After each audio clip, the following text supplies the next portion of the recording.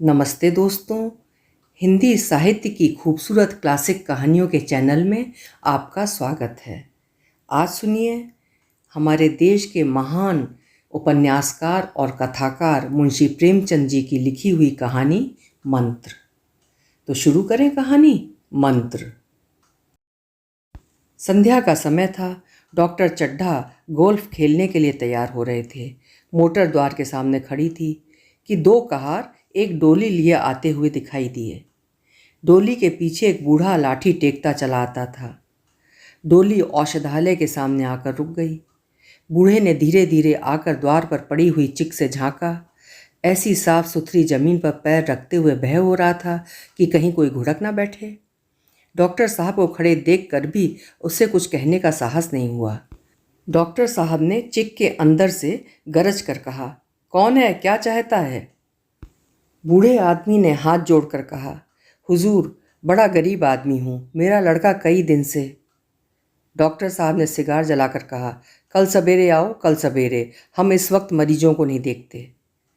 बूढ़े ने घुटने टेक कर जमीन पर सिर रख दिया और बोला, दुहाई है सरकार की, लड़का मर जाएगा।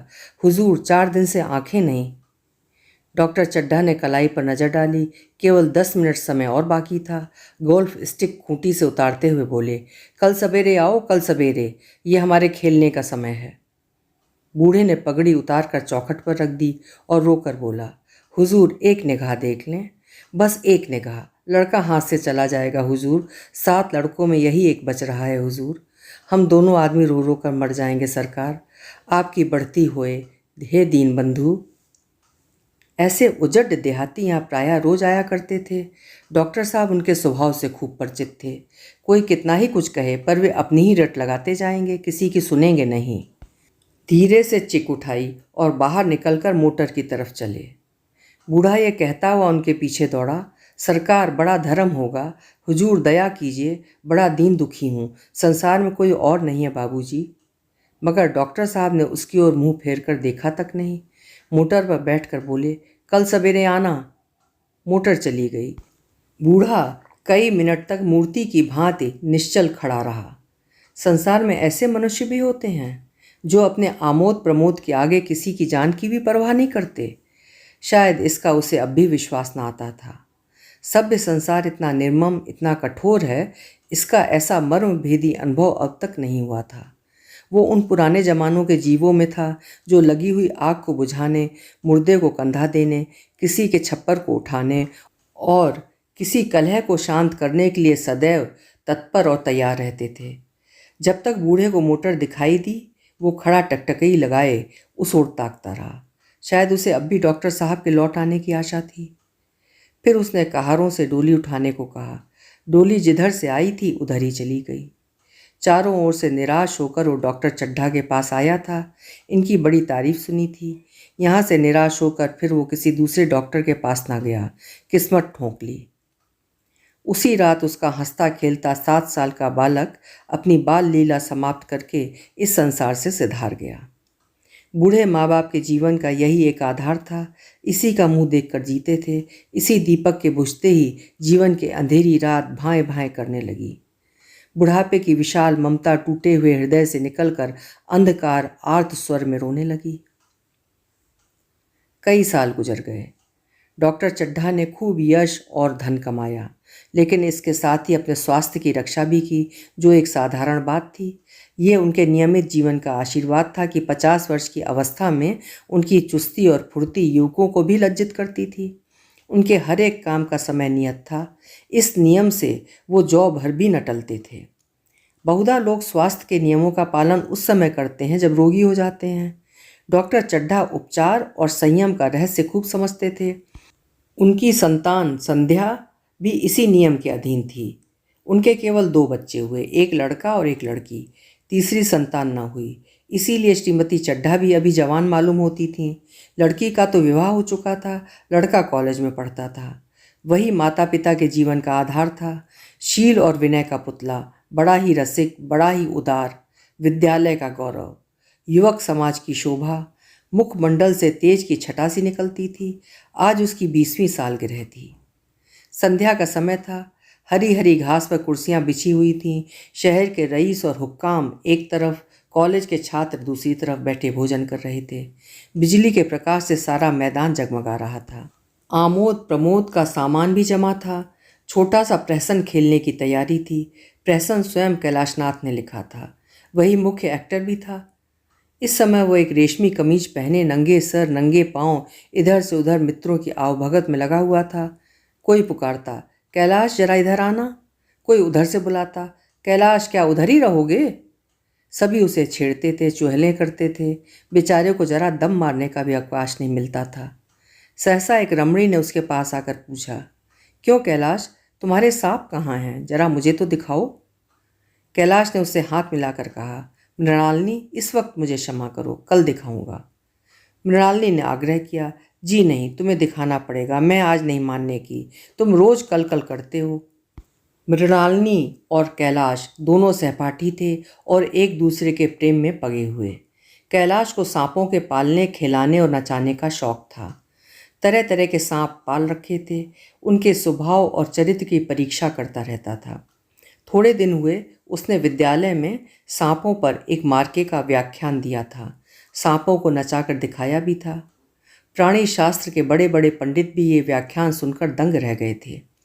ये विद्या उसने एक बड़े सपेरे से सीखी थी। सांपों की जड़ी बूटियां जमा करने का उसे मरज था। इतना पता भर मिल जाए कि किसी व्यक्ति के पास कोई अच्छी जड़ी है, फिर उसे चैन नहीं आता था। उसे लेकर ही छोड़ता था। यही व्यसन था। इस पर हजारों रुपए फूंक चुका था। मृणालिनी कई बार आ चुकी थी, पर कभी सांपों को देखने के लिए इतनी उत्सुक न हुई थी। कह नहीं सकते आज उसकी उत्सुकता सचमुच जाग गई थी या वो कैलाश पर अपने अधिकार का प्रदर्शन करना चाहती थी। पर उसका आग्रह बेमौका था। उस कोठरी में कितनी भीड़ लग जाएगी, भीड़ को देखकर सांप कितने चौंकेंगे और रात के समय उन्हें छेड़ा जाना कितना बुरा लगेगा। इन बातों का उसे जरा भी ध्यान नहीं आया। कैलाश ने कहा, नहीं, कल जरूर दिखा दूंगा, इस वक्त अच्छी तरह दिखा भी तो ना सकूंगा, कमरे में तिल रखने को भी जगह नहीं मिलेगी। एक महाशय ने छेड़ कर कहा, दिखा क्यों नहीं देते, जरा सी बात के लिए इतना टाल मटोल कर रहे हो। मिस गोविंद, हरगिज न मानना, देखें कैसे नहीं दिखाते। दूसरे महाशय ने कहा, मिस गोविंद इतनी सीधी और भोली हैं, तभी आप इतना मिजाज करते हैं। दूसरे सुंदरी होती तो इसी बात पर बिगड़ खड़ी होती। तीसरे साहब ने मजाक उड़ाया, अजी बोलना छोड़ देती, भला कोई बात है, इस पर आपका दावा है कि मृणालिनी के लिए आपकी जान हाजिर है। मृणालिनी ने देखा कि ये शोहदे उसे रंग पर चढ़ा रहे हैं, तो बोली, आप लोग मेरी वकालत ना करें, मैं खुद अपनी वकालत कर लूँगी। मैं इस वक्त सांपों का तमाशा नहीं देखना चाहती। चलो छुट्टी हुई। इस पर मित्रों ने ठट्टा लगाया। एक साहब बोले, देखना तो आप सब कुछ चाहें, पर दिखाए भी तो कोई। कैलाश को मृणालिनी की झेपी हुई सूरत को देखकर मालूम हुआ कि इस वक्त उनका इनकार वास्तव में उससे बुरा लगा है। ज्यों ही प्रीति भोज समाप्त हुआ और गाना शुरू हुआ, उसने मृणालिनी और अन्य मित्रों को सांपों के दरबे के सामने ले जाकर महुअर बजाना शुरू किया। फिर एक एक कर खाना खोलकर एक एक सांप को निकालने लगा। वाह, क्या कमाल था। ऐसा जान पड़ता था कि वे कीड़े उसकी एक एक बात, उसके मन का एक एक भाव समझते हैं। किसी को उठा लिया, किसी को गर्दन में डाल लिया, किसी को हाथ में लपेट लिया। मृणालिनी बार बार मना करती कि इन्हें गर्दन में न डालो, दूरी से दिखा दो, बस जरा नचा दो। कैलाश की गर्दन में सांपों को लिपटते देखकर उसकी जान निकली जाती थी। पछता रही थी कि मैंने व्यर्थ ही इनको सांप दिखाने को कहा। मगर कैलाश एक ना सुनता था। प्रेमिका के सम्मुख अपने सर्प कला प्रदर्शन का ऐसा अवसर पाकर वो कब चूकता। एक मित्र ने टीका की, दांत तोड़ डाले होंगे। कैलाश हंसकर बोला, दांत तोड़ डालना मदारियों का काम है, किसी के दांत नहीं तोड़े गए हैं, कहिए तो दिखा दूं। कहकर उसने काले सांप को पकड़ लिया और बोला, मेरे पास इससे बड़ा और जहरीला सांप दूसरा नहीं है। अगर किसी को काट ले तो आदमी आनन फानन में मर जाए, लहर भी ना आए। इसके कांटे का मंत्र नहीं, इसके दांत दिखा दूं। मृणालिनी ने उसका हाथ पकड़कर कहा, नहीं नहीं कैलाश, ईश्वर के लिए इसे छोड़ दो, तुम्हारे पैरों पड़ती हूँ। इस पर एक दूसरे मित्र बोले, मुझे तो विश्वास नहीं आता, लेकिन तुम कहते हो तो मान लूँगा। कैलाश ने सांप की गर्दन पकड़कर कहा, नहीं साहब, आप आंखों से देखकर मानिए। दांत तोड़कर वश में किया तो क्या किया। सांप बड़ा समझदार होता है, अगर उसे विश्वास हो जाए कि इस आदमी से मुझे कोई हानि नहीं पहुंचेगी तो वो उसे हरगिज नहीं काटेगा।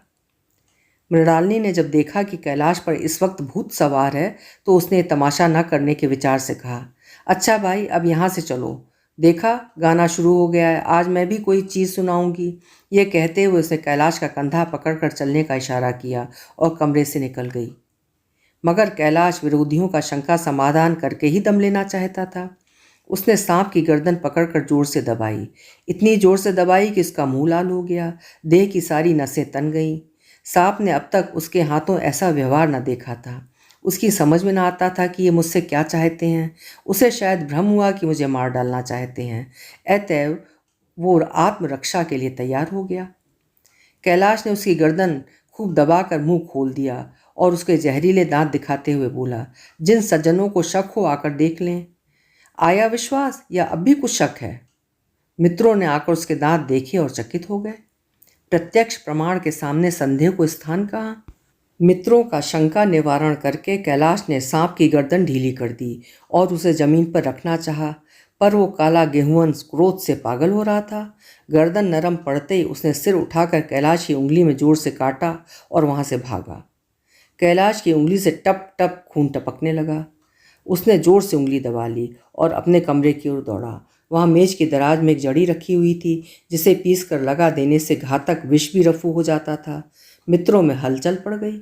बाहर महफिल में भी खबर हुई। डॉक्टर साहब घबरा कर दौड़े। फौरन उंगली की जड़ कसकर बांधी गई और जड़ी पीसने के लिए दी गई। डॉक्टर साहब जड़ी के कायल न थे। वो उंगली का डसा भाग नश्तर से काट देना चाहते थे, मगर कैलाश को जड़ी पर पूर्ण विश्वास था। मृणालिनी पियानो पर बैठी हुई थी।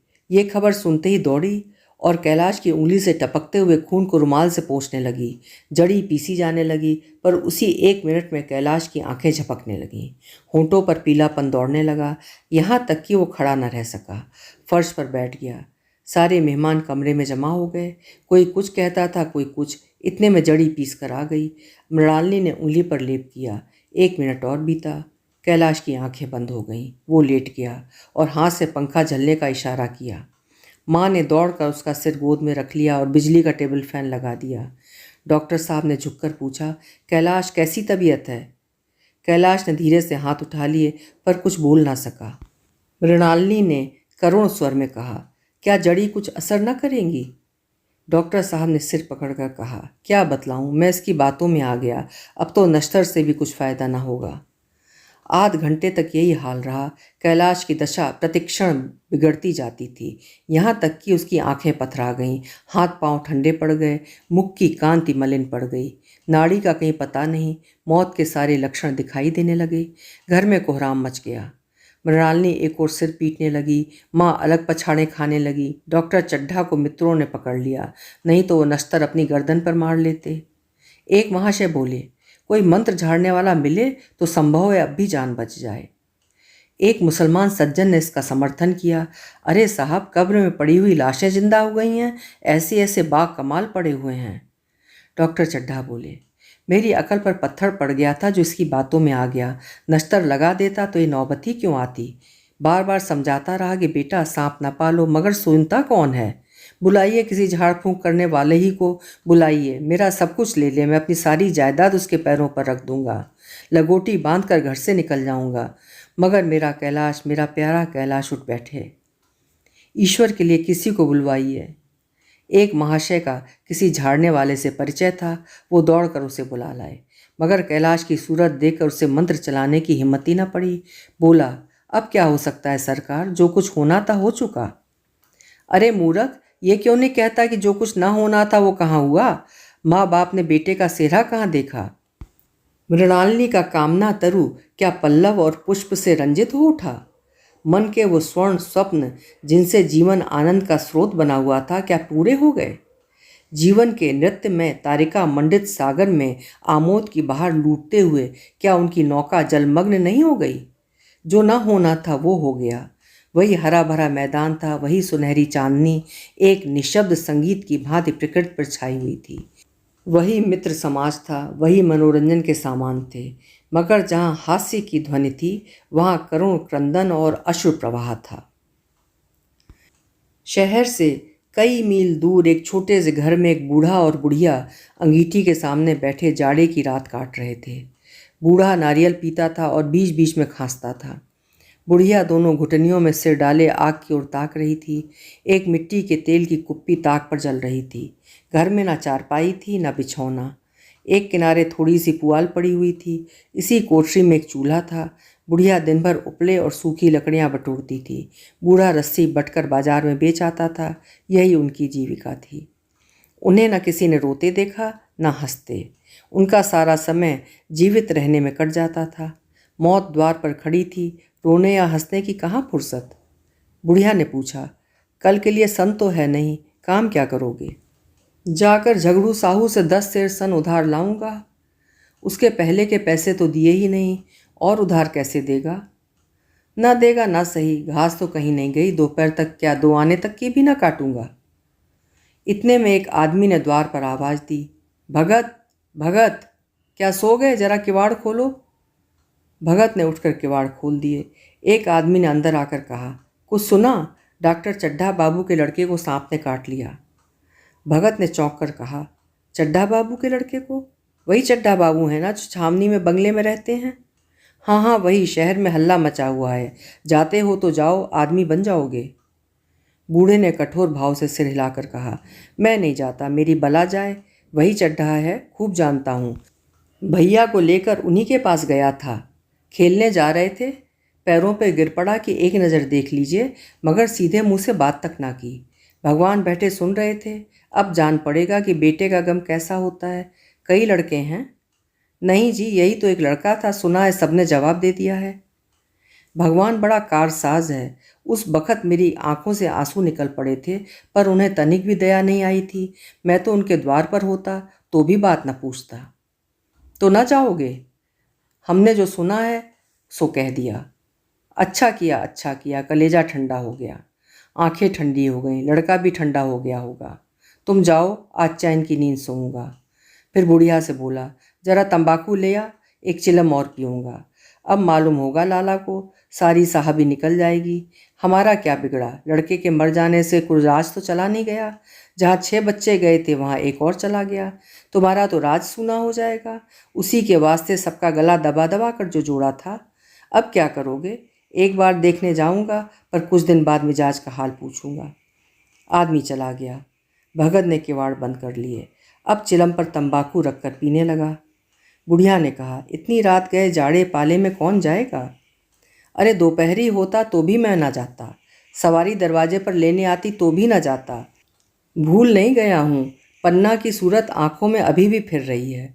इस निर्दयी ने उसे एक नज़र तक नहीं देखा। क्या मैंने जानता था कि वो ना बचेगा? खूब जानता था। चड्ढा भगवान नहीं थे कि उनके एक निगाह देख लेने से अमृत बरस जाता। नहीं, खाली मन की दौड़ थी। अब किसी दिन जाऊंगा और कहूँगा, क्यों साहब कहिए, क्या रंग है? दुनिया बुरा कहेगी कहे, कोई परवाह नहीं। छोटे आदमियों में तो सब ऐब हैं, बड़ों में कोई ऐब नहीं होता, देवता होते हैं। भगत के लिए जीवन में पहला अवसर था कि ऐसा समाचार पाकर वो बैठा रह गया हो। 80 वर्ष के जीवन में कभी ऐसा नहीं हुआ था कि सांप की खबर पाकर वो दौड़ ना गया हो। माघ पूस की अंधेरी रात, चैत बैसाख की धूप और लू, सावन भादों की चढ़ी हुई नदी और नाले, किसी की उसने कभी परवाह ना की। वो तुरंत घर से निकल पड़ता था, निस्वार्थ निष्काम। लेन देन का विचार कभी दिल में आया नहीं। ये काम ही था ना उसका।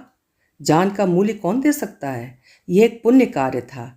सैकड़ों निराशों को उसके मंत्रों ने जीवन दान दे दिया था, पर आज वो घर से कदम नहीं निकाल सका। ये खबर सुनकर सोने जा रहा है। बुढ़िया ने कहा, तंबाकू अंगीठी के पास रखी हुई है, उसके भी आज 2.5 पैसे हो गए, देती ही ना थी। बुढ़िया यह कहकर लेटी। बूढ़े ने कुप्पी बुझाई, कुछ देर खड़ा रहा, फिर बैठ गया, अंत को लेट गया। पर यह खबर उसके हृदय पर बोझ की भांति रखी हुई थी। उसे मालूम हो रहा था उसकी कोई चीज़ खो गई है, जैसे सारे कपड़े गीले हो गए हैं या पैरों में कीचड़ लगा हुआ है, जैसे कोई उसके मन में बैठा हुआ उसे घर से निकालने के लिए कुरेद रहा है। बुढ़िया जरा देर में खर्राटे लेने लगी। बूढ़े बातें करते करते सोते हैं और जरा सा खटका होते ही जागते हैं। तब भगत उठा, अपनी लकड़ी उठा ली और धीरे से किवाड़ खोले। बुढ़िया ने पूछा, कहाँ जाते हो? कहीं नहीं देखता था कि कितनी रात है। अभी बहुत रात है, सो जाओ। नींद नहीं आती। नींद काहे आवेगी, मन तो चड्ढा के घर पर लगा हुआ है। चड्ढा ने मेरे साथ कौन सी नेकी कर दी है जो वहाँ जाऊँ? वो आकर मेरे पैरों पड़े तो भी ना जाऊँ। उठे तो तुम इसी इरादे से ही। नहीं री, ऐसा पागल नहीं हूँ कि मुझे कांटे बोए जो उसके लिए फूल बोता फिरूं। बुढ़िया फिर सो गई। भगत ने किवाड़ लगा दिए और फिर आकर बैठा, पर उसके मन की कुछ ऐसी दशा थी जो बाजे की आवाज़ कान में पड़ते ही उपदेश सुनने वालों की होती है। आंखें चाहे उपदेशक की ओर हों, पर कान बाजे की ओर ही होते हैं। दिल में भी बाजे की ध्वनि गूंजती रहती है। शर्म के मारे जगह से नहीं उठता। निर्दयी प्रतिघात का भाव भगत के लिए उपदेशक था, पर हृदय उस अभागे युवक की ओर था जो इस समय मर रहा था, जिसके लिए एक एक पल का विलंब घातक था। उसने फिर किवाड़ खोले, इतने धीरे से कि बुढ़िया को खबर भी ना हुई। बाहर निकल आया। उसी वक्त गांव का चौकीदार गश्त लगा रहा था। बोला, कैसे उठे भगत? आज तो बड़ी सर्दी है, कहीं जा रहे हो क्या? भगत ने कहा, नहीं जी, जाऊंगा कहाँ, देखता था अभी कितनी रात है। भला कै बजे होंगे? चौकीदार बोला, 1 बजा होगा और क्या। अभी थाने से आ रहा था तो डॉक्टर चड्ढा बाबू के बंगले पर बड़ी भीड़ लगी हुई थी। उनके लड़के का हाल तो तुमने सुना होगा। कीड़े ने छू लिया है, चाहे मर भी गया हो। तुम चले जाओ तो साइत बच जाए। सुना है इस 1,000 तक देने को तैयार हैं। भगत बोला, मैं तो ना जाऊं चाहे वो 10 लाख भी दें।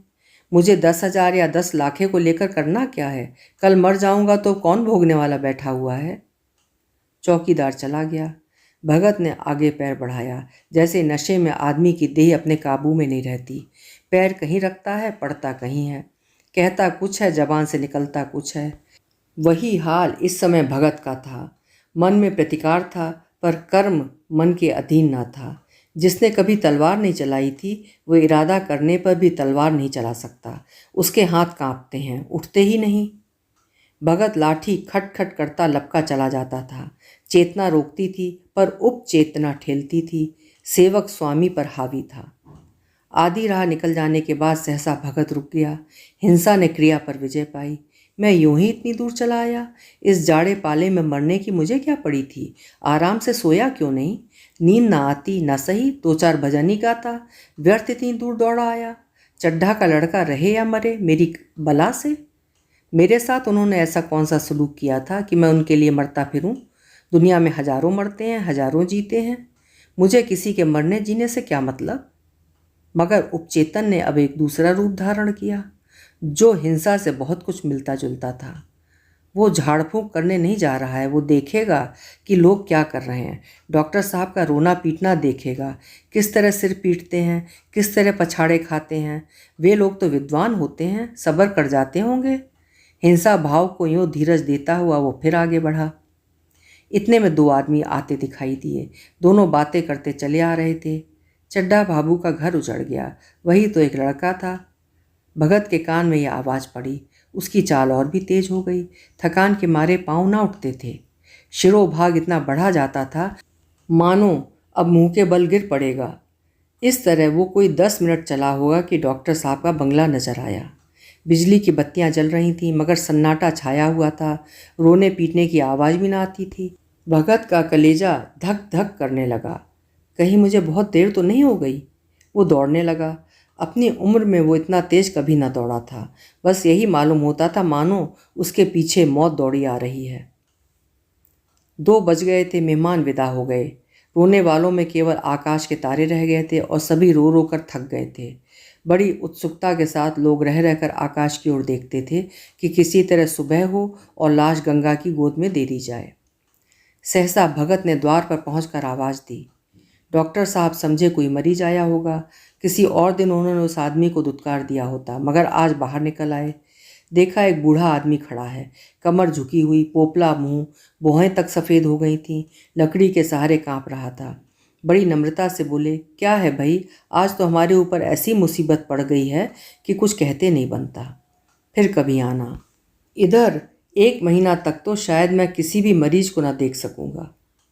भगत ने कहा, सुन चुका हूँ बाबू, इसीलिए आया हूँ। भैया कहाँ है? जरा मुझे दिखा दीजिए। भगवान बड़ा कारसाज है। मुर्दे को भी जिला सकता है, कौन जाने अब भी उसे दया आ जाए। चड्ढा ने व्यथित स्वर से कहा, चलो देख लो। मगर 3-4 घंटे हो गए, जो कुछ होना था हो चुका। बहुतेर झाड़ने फूकने वाले देख देख कर चले गए। डॉक्टर साहब को आशा तो क्या होती, हाँ बूढ़े पर दया आ गई। अंदर ले गए। भगत ने लाश को 1 मिनट तक देखा, तब मुस्कुराकर बोला, अभी कुछ नहीं बिगड़ा है बाबूजी। ये नारायण चाहेंगे तो आध घंटे में भैया उठ बैठेंगे। आप नाहक दिल छोटा कर रहे हैं। जरा कहारों से कहिए पानी तो भरें। कहारों ने पानी भर भर कर कैलाश को नहलाना शुरू किया। पाइप बंद हो गया था। कहारों की संख्या अधिक न थी, इसलिए मेहमानों ने अहाते के बाहर से कुएं से पानी भर भर कर कहारों को दिया।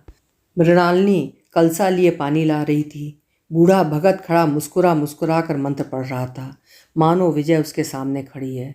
जब एक बार मंत्र समाप्त हो जाता, तब वो एक जड़ी कैलाश के सिर पर डाले गए और न जाने कितनी बार भगत ने मंत्र फूका। आखिर जब उषा ने अपनी लाल लाल आंखें खोलीं तो कैलाश की भी लाल लाल आंखें खुल गईं। एक क्षण में उसने अंगड़ाई ली और पानी पीने को मांगा। डॉक्टर चड्ढा ने दौड़कर नारायणी को गले लगा लिया। नारायणी दौड़कर भगत के पैरों पर गिर पड़ी और मृणालिनी कैलाश के सामने आंखों में आंसू भरकर पूछने लगी, अब कैसी तबीयत है? एक क्षण में चारों तरफ खबर फैल गई। मित्रगण मुबारकबाद देने आने लगे। डॉक्टर साहब बड़े श्रद्धा भाव से हर एक के सामने भगत का यश गाते फिरते थे। सभी लोग भगत के दर्शनों के लिए उत्सुक हो उठे, मगर अंदर जाकर देखा तो भगत का कहीं पता न था। नौकरों ने कहा, अभी तो यहीं बैठे चिलम पी रहे थे। हम लोग तंबाकू देने लगे तो नहीं ली, अपने पास से तंबाकू निकाल कर भरी। यहाँ तो भगत की चारों ओर तलाश होने लगी और भगत लपका हुआ घर चला जा रहा था कि बुढ़िया के उठने से पहले पहुँच जाऊँ। जब मेहमान लोग चले गए तो डॉक्टर साहब ने नारायणी से कहा, बुढ़ा न जाने कहाँ चला गया, एक चिलम तंबाकू का भी रवादार ना हुआ। नारायणी ने कहा, मैंने तो सोचा था इसे कोई बड़ी रकम दूंगी। चड्ढा बोले, रात को तो मैंने नहीं पहचाना, पर जरा साफ हो जाने पर पहचान गया। एक बार ये एक मरीज को लेकर आया था। मुझे अब याद आता है कि मैं खेलने जा रहा था और मरीज को देखने से इनकार कर दिया था। आज उस दिन की बात याद करके मुझे जितनी ग्लानि हो रही है उसे प्रकट नहीं कर सकता। मैं उसे अब खोज निकालूंगा और उसके पैरों पर गिरकर अपना अपराध क्षमा कराऊंगा। वो कुछ लेगा नहीं, ये जानता हूँ। उसका जन्म यश की वर्षा करने के लिए ही हुआ है। उसकी सज्जनता ने मुझे ऐसा आदर्श दिखा दिया जो अब से जीवन पर्यंत मेरे सामने रहेगा। अभी आप सुन रहे थे प्रसिद्ध कथाकार और उपन्यासकार मुंशी प्रेमचंद जी की लिखी हुई उनकी एक प्रसिद्ध कहानी मंत्र। कहानी में प्रेमचंद जी ने स्वार्थ और निस्वार्थ की कितनी सुंदर व्याख्या की है। आशा है कहानी आपको जरूर पसंद आई होगी। फिर मिलेंगे। आपका समय शुभ हो, मंगलमय हो।